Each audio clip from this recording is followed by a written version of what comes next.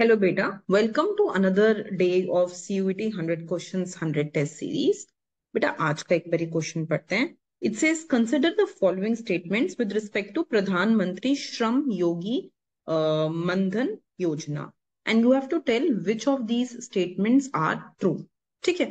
तो बेटे बेटा पहले समझने की कोशिश करो दैट प्रधानमंत्री श्रम योगी मनधन योजना बेसिकली ये योजना जो है दिस इज बेसिकली अ योजना, this is basically a scheme which is for pension. ये पेंशन के लिए एक स्कीम है. हाँ बेटा. और ये जो स्कीम है, इस स्कीम में बेसिकली सिर्फ उन लोगों के लिए ये स्कीम है जिनकी मंथली इनकम 15,000 से कम है, 15,000 और लेस. तो जिनकी भी मंथली इनकम 15,000 से कम है, सिर्फ उन लोगों के लिए ही ये स्कीम अवेलेबल है. और इस स्कीम में बेसिकली क्या होगा कि आपको यूनिफॉर्म पेंशन मिलेगी.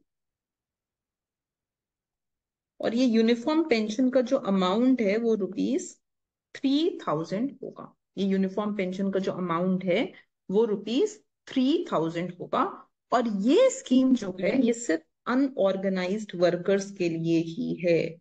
सो this scheme is only for unorganised workers. Organised workers के लिए ये स्कीम नहीं है, सिर्फ अनऑर्गेनाइज्ड वर्कर के लिए ही ये स्कीम है.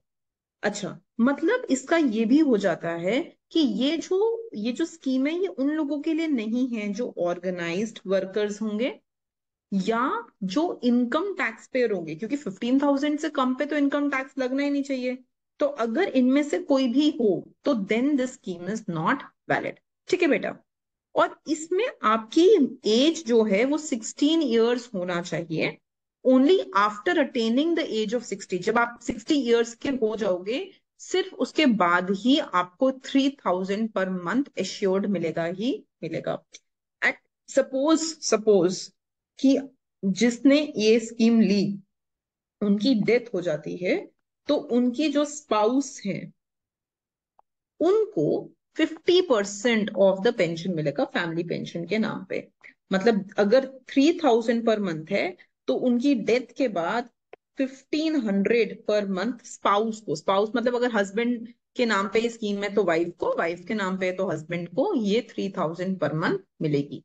ठीक है. अच्छा, अब हम क्वेश्चन पे आते हैं.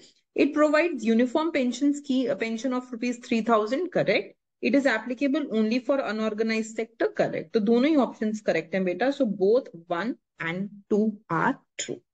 ओके बेटा, थैंक यू.